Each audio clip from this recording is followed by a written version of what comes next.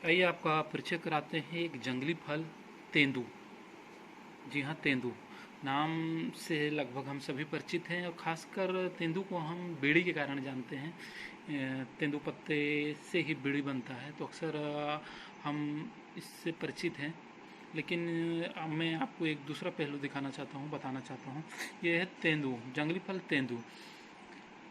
हमारे द्वारा अक्सर ये कहा जाता है कि ग्रामीण अंचल और जंगल से लगे गांव के लोगों की प्रतिरोधक क्षमता काफ़ी मजबूत होती है शहर के लोगों से। तो उसका एक कारण ये है कि ग्रामीण अंचल के लोग वनौषधि और फलों का प्रचुर मात्रा में सेवन करते हैं। उसी में ये आता है तेंदू।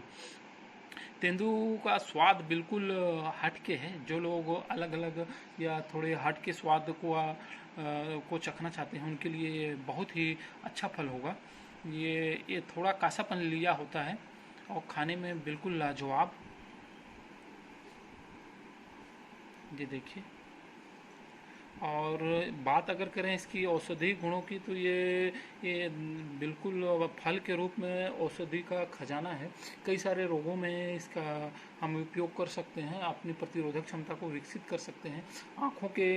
आँखों के कई सारे रोग, जैसे रतौंधी की शिकायत, आँख दर्द की शिकायत, आँखों का लाल हो जाना, उस पे ये अच्छा काम करता है। साथ ही कान के नॉर्मल दर्द के साथ कई बार ऐसा होता है कि हम किसी दवा के साइड इफेक्ट के कारण हमारे कानों में दर्द हो जाता है, जो एक बहुत बड़ी समस्या होती है। तो उसमें भी ये फायदा करता है। मुंह में छाले, जिनके मुंह में छाले होते हैं, उनके लिए भी ये बहुत ही रामबाण फल है, दवा के रूप में फल है। खांसी में भी इसका उपयोग है, दस्त में भी हम इसका इस्तेमाल कर सकते हैं। जैसे दस्त जो जल्दी से जिससे छुटकारा ना मिल रहा हो।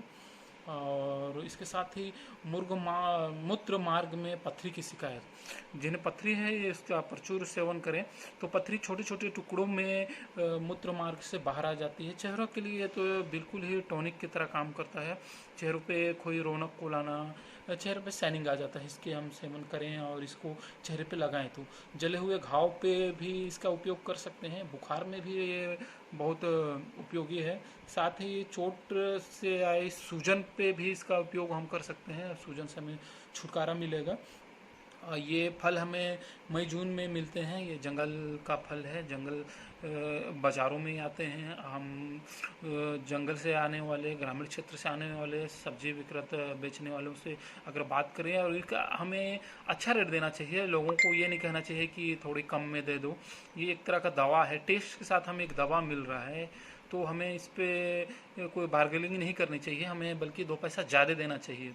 क्योंकि ये हम दवाइयों से छुटकारा मिलता है इससे, अगर हम फल का सेवन करते हैं तो। डायबिटीज़ के लिए भी ये बहुत अच्छी दवा के तौर पे काम करता है। जिनके खून कम बनते हैं, खून की कमी है, उनके लिए भी ये बहुत ही उपयोगी है। इंग्लिश इसमें गोब परिसीमन कहते हैं, नहीं, गोब परिसीमन कहते हैं। कुल मिला के ये एक लाजवाब फल है, औषधि गुण के साथ टेस्ट का खजाना। ये मैं दिखा रहा हूँ आपको, इसको कैसे खा सकते हैं। उनके छिलका इसे बच गया, और इसमें भी अगर बचा हुआ है उसको भी हम जातों के साथ खा सकते हैं।